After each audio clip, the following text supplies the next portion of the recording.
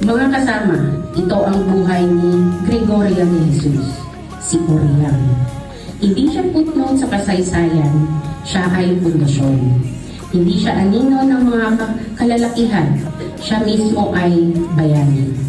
Ang kanyang buhay ay patunay na ang lakas ng babae ay hindi lamang matatagpuan sa laban, kundi sa patuloy na pagbangon.